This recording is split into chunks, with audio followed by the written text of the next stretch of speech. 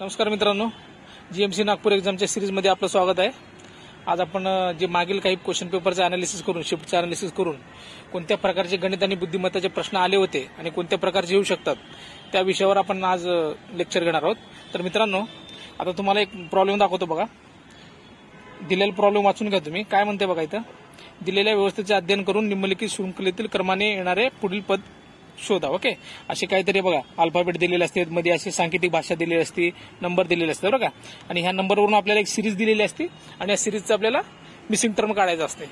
या प्रकारचे प्रश्न तुम्हाला येत आहेत, त्यासाठी म्हणून मी मुद्दामून या प्रकारचे प्रश्न आज घेऊन आलो तुमच्यासाठी। ओके, बाकी सर्व प्रकारचे प्रश्न आहेत, तुम्ही व्हिडिओ पुढे बघत राहा, तुम्हाला कळत जाईल सगळ्या गोष्टी।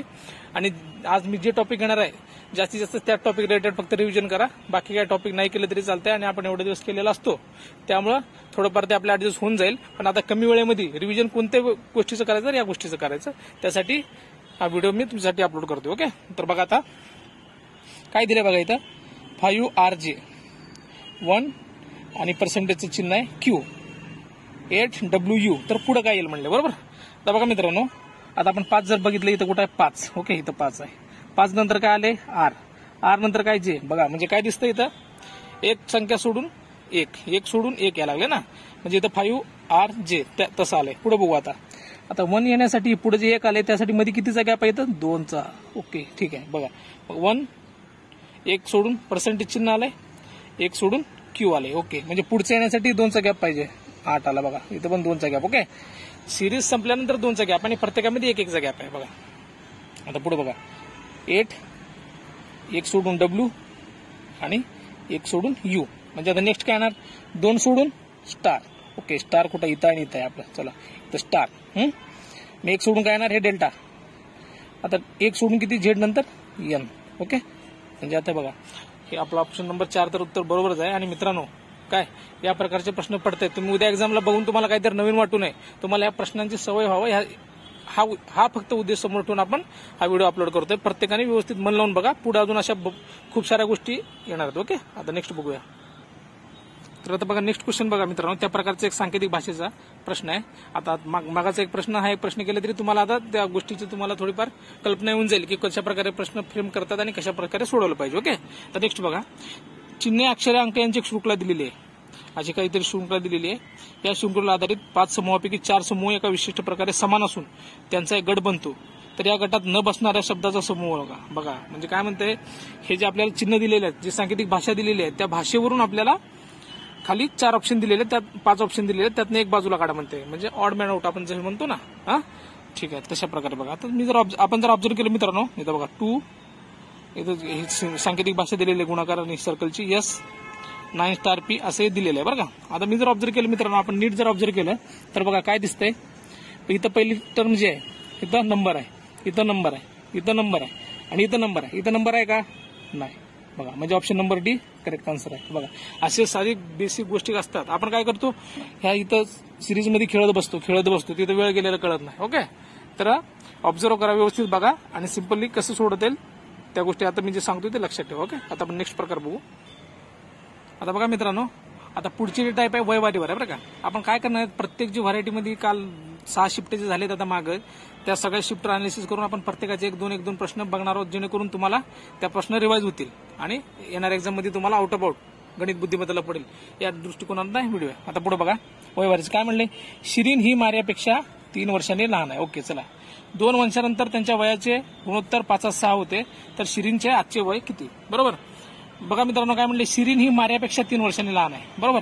जर मी आता मारिया X पकडलो तर शिरीन किती असणार आहे, X - 3 बरोबर ना। आता बघा तुमचं वय जर मी तुम्हाला समजा तुमचं 25 वर्ष वय आहे, 3 वर्ष लहान म्हणल्यावर तुमच्यामधून 3 वर्ष वजा करावं लागेल ना मला, तसं करायचं आपल्याला बरोबर। आणि काय म्हणले, 2 वर्षानंतर त्यांच्या वयाचे गुणोत्तर 2 वर्षानंतर म्हणले बरं का, कोणाचे आधी शिरीन आहे मग मारी आहे बघा। ठीक आहे, चला आता 2 वर्षानंतर म्हणले म्हणजे 2 वर्ष ऍड होणार ना, काही आता ऍड करतो, जे आहे त्यातच ऍड करायचं, इथे X आहे म्हणून फक्त 2 ऍड करायचं बरोबर।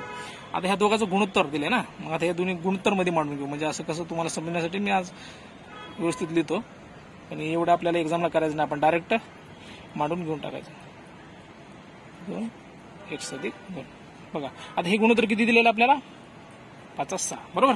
बघा आता इथं -3 आहे, इथं +2 आहे. बघा, जेव्हा मोठी संख्या वजा चिन्हामध्ये असते आणि त्यांची बेरीज दिलेली असते तर सिम्पली काय नाही वजाबाकी करायचं आणि मोठ्याचं चिन्ह द्यायचं. बरोबर. -3 + 2 म्हणल्यावर वजा 1 येणार. x - 1 x + 2. इकडे काय रे 5/6. करा त्रिकच गुणाकार आपलं बेसिक. 6x - 6 इकडे गेलं 5x + 10. ओके. आता बघा बरोबर चिन्ह मध्ये आहे, ही संख्या इकडे आली म्हणजे ही वजा चिन्ह होणार. पॉझिटिव्हचं निगेटिव्ह, निगेटिव्हचं पॉझिटिव्ह म्हणजे बेरीज वजाबाकीची बेरीज. ओके. इकडे आला 6x - 5x. आता इथं वजाच आहे ना, इकडे अधिक होणार 6 + 10. आता 6x मधून 5x गेले म्हणजे x राहणार ना. x बरोबर किती 16. बरं का. बघा आता काय विचारलंय, x बरोबर 16. x कोण आहे? आपली मारी आहे. आपल्याला काय विचारलंय? शिरीन ना. शिरीनचं वय त्यातनं 3 वर्ष वजा करायचं म्हणजे 16 मधून 3 जर वजा केलं तर शिरीनचं वय किती येणार? 13 वर्ष. म्हणजे आपला ऑप्शन नंबर 1 करेक्ट आन्सर आहे. ओके. समजला? ठीक आहे. तर मित्रांनो आता 2 प्रकारचे झाले ना, तर आता आपण तिसरा प्रकार बघू, सरळ व्याज. ज्याच्यावर आता परवा शिफ्टवर 2-3 शिफ्टला प्रश्न आलेले आहेत बरं का. सरळ व्याजावर सिंपल प्रश्न होते आणि कसा आलता ते पण सांगणार आहे. थोडं म्हणजे साधं एक विचार करण्यासारखी गोष्ट होती, तर तुम्हाला कळून जाईल. मला एक बेसिक गणित सोडून सांगतो आधी. बघा, 998 रुपये मुदलीचे 10.18% दराने 5 वर्षाचे सरळ व्याज किती? आता तुम्हाला सर्वांना सूत्र एक माहित असेल, सरळ व्याज बरोबर काय? म गुणिले द गुणिले क. आता म म्हणजे काय? मुद्दल. द म्हणजे दर. क म्हणजे काळ म्हणजे किती वर्ष आहे ती भागिले 100. बरोबर. आता बघा आपल्याला सरळ व्याज काढायचं. किती दिले मुद्दल रे? 988. बरोबर. दर किती आहे? 18%. ओके. टक्के काय लिहायची गरज नाही, आपण खाली 100 लिहिले. गुणिले 5 भागिले किती येणार? 100. आता बघा आपल्याला काय नाही, सिंपली गुणाकार आणि भागाकार करायचा आहे. 18×5 किती? 90. लिहू का 90 डायरेक्ट? ओके. इकडे किती आपलं 988 होते भागिले 100. आता बघा याचा मी तुम्हाला साईडला गुणाकार करून दाखवतो. इकडे 988 गुणिले 9 करू, कारण ही 0 आहे ना, आपण डायरेक्ट 0 खाली घेऊन टाकू. बरं का. 8 9 किती? 72. चले 7. 8 9 72 आणि 7 किती? 72 आणि 7 79. बरोबर. 79 9 चले 7च. 9 9 81. 81 आणि 7 किती? 88. म्हणजे किती आले? 88. बरोबर. बघा आता इथे तुम्ही 88 92 भागिले 100 आहे. बरोबर. हा 0 गेला. आता 1 0 राहिला ना. 1 0 इकडे आहे म्हणल्यावर 1 पॉईंट इकडे येणार ना. पुढे लिहून दाखवतो बघा. 851.2. ओके. तर आपला ऑप्शन नंबर किती आहे? 3 करेक्ट आहे. बरं का मित्रांनो. आता बघा वर एक क्वेश्चन मी तुम्हाला दिलेला आहे, तुम्हाला एक क्वेश्चन दाखवतो. तर हा प्रश्न तुम्ही आता सोडवा. सरळ व्याजचा आहे, सिंपल आहे, निष्काळजीपणा करू नका. आता एक्झाम 4 दिवसावर राहिली. सोडवा तुम्ही प्रश्न आणि जे उत्तर काय येतं ना मला कमेंट बॉक्समध्ये करा बरं का. मी कमेंट बॉक्समध्ये चेक करणार आहे तुमचं काय उत्तर आहे, आणि काय अडचण वगैरे आली तरी मला कमेंट करा. मी सगळं बघून तुम्हाला काय असेल ते रिप्लाय देतो. ओके. ठीक आहे. तुम्ही सोडवा प्रश्न आणि नक्की सोडवा. ओके. नेक्स्ट प्रकार बघू आता आपण. आता बघा सरळ व्याज मधला आता पुढचा प्रकार बघू. थोडं अशा प्रकारचे पण प्रश्न येतात बरं का. सोपं असतं, थोडं डोकं लावायचं. काय बघा आता, ऋणाने व्याजाचा दर इतका वर्षासाठी सरळ व्याजाने 1200 रुपये कर्ज घेतले. बरं का. व्याजाच्या दरा इतके वर्षासाठी, म्हणजे व्याज दर पण दिलेलं नाही, वर्ष पण दिलेलं नाही. बरं का. त्या दोन्ही गोष्टी आता आपण एक्स मानू पुढे.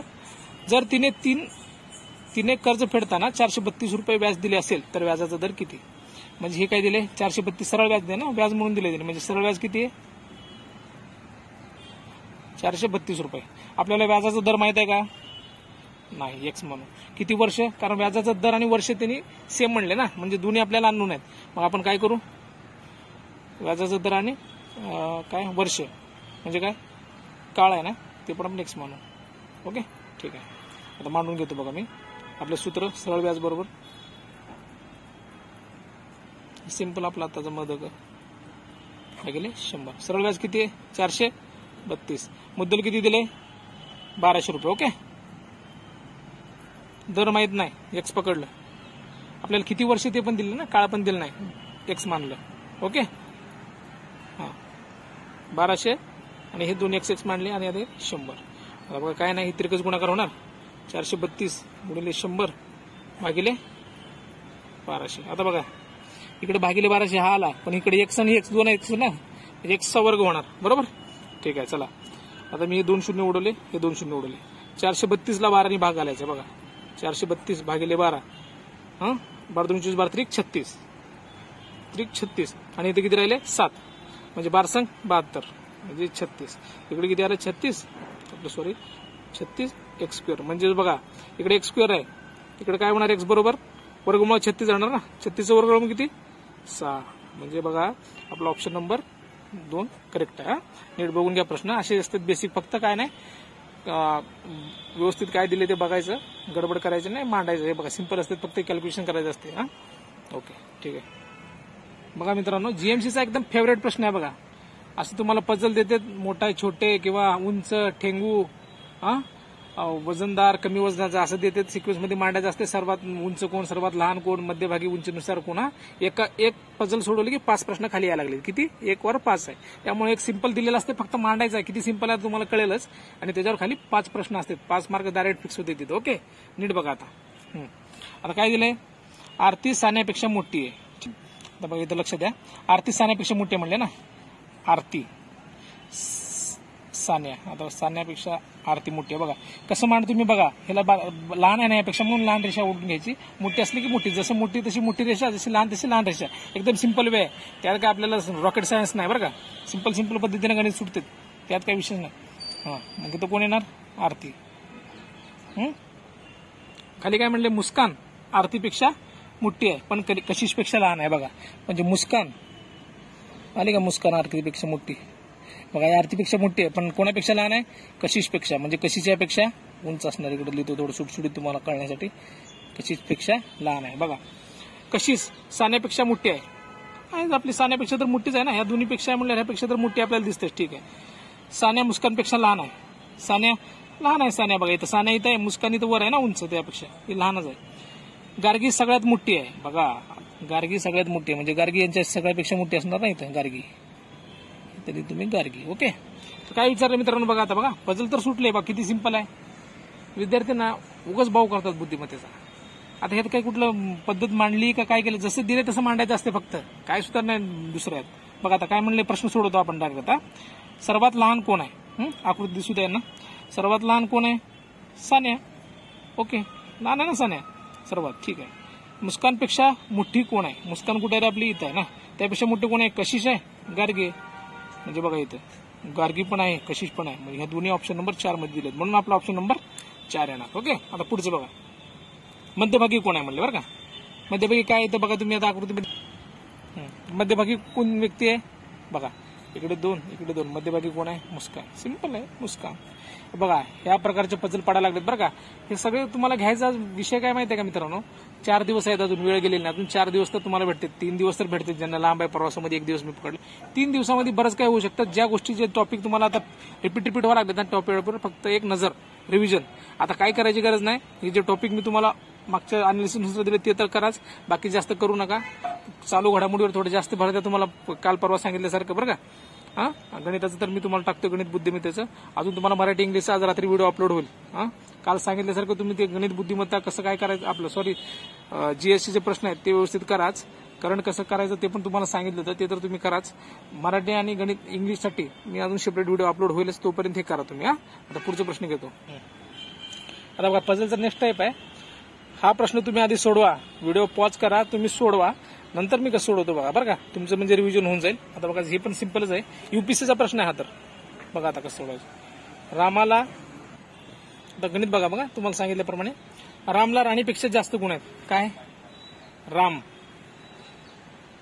राणी. राणीपेक्षा थोडं रामाला जास्त गुण होते. राम ठीक. राणीला रत्नापेक्षा कमी गुण मिळाले. राणीला रत्नापेक्षा कमी म्हणजे रत्न कुठे येणार? मग याच्यावरून आपल्याला कळत नाही नेमका रत्न इथं आहे का इथं आहे. मोठी तर असणार आहे राणीपेक्षा, पण आपल्याला कळणार नाही. त्यामुळे आपण पुढे बघू. आता इथं बघा 4 नंबर. पद्माला रामापेक्षा जास्त गुण आहेत. म्हणजे पद्माला इथं पद्माली तुम्ही रामापेक्षा जास्त गुण आहेत पण रत्नापेक्षा कमी आहे. म्हणजे ही पद्मा जी आहे ना रत्नापेक्षा कमी गुण आहे याला. बघा सिंपली इथं तर काय म्हणले? रत्नाला रामापेक्षा जास्त गुण मिळाले. रत्नाला आहेच रामापेक्षा जास्त. तर इथं काय प्रश्न विचारले मित्रांनो? सर्वाधिक गुण कुणाला मिळाले?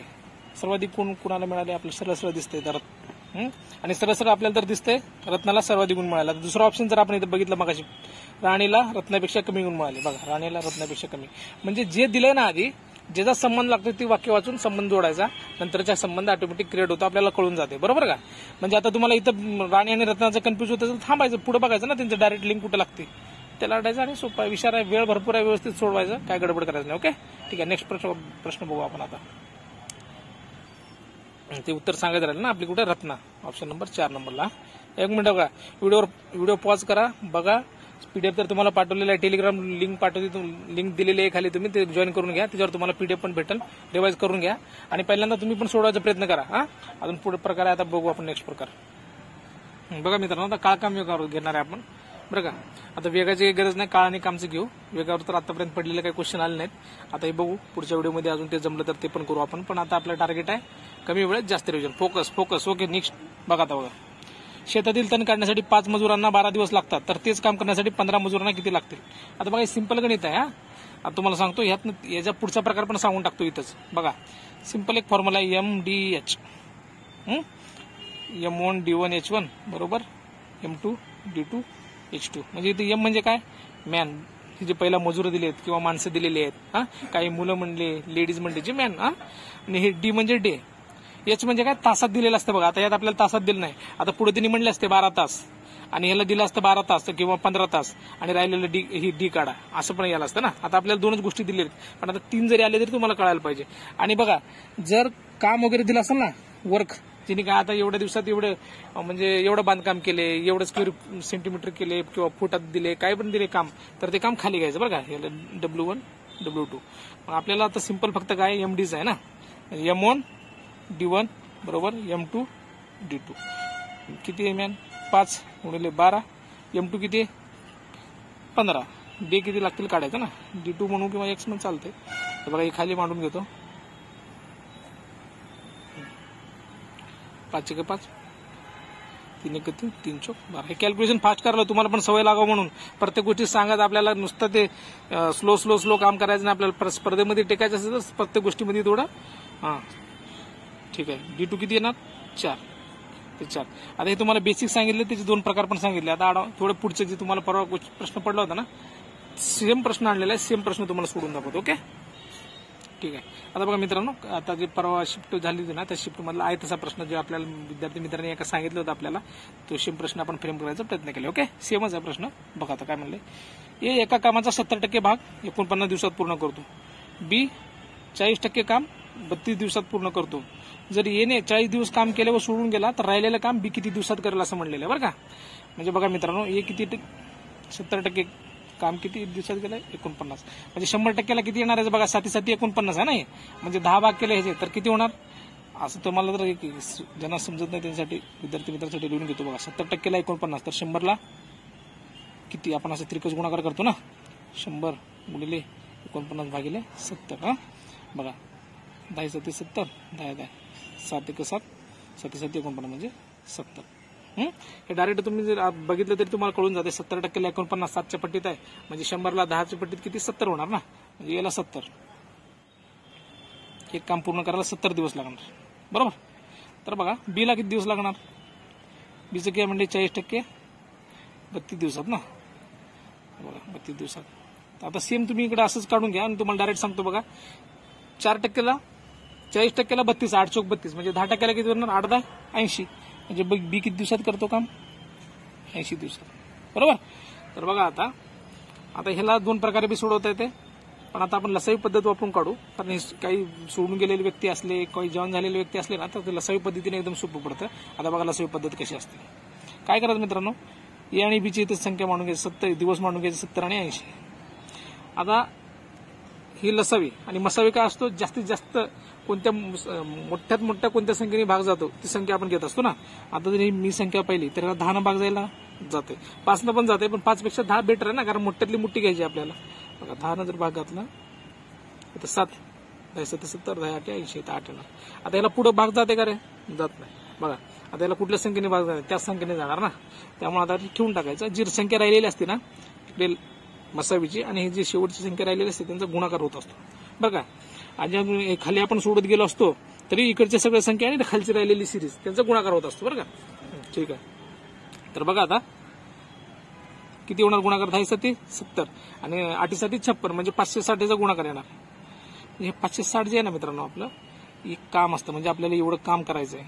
म्हणजे समज 560 मला गाड्या मॅन्युफॅक्चर करायचे आहेत, 560 मला घरं बांधायचे समजा. असं एक तुम्हाला उदाहरणासाठी देतो, त्याचं काही शक्य नसते तसल्या गोष्टी, पण तुम्हाला कळावं म्हणून सांगितलं असं समजून घ्या.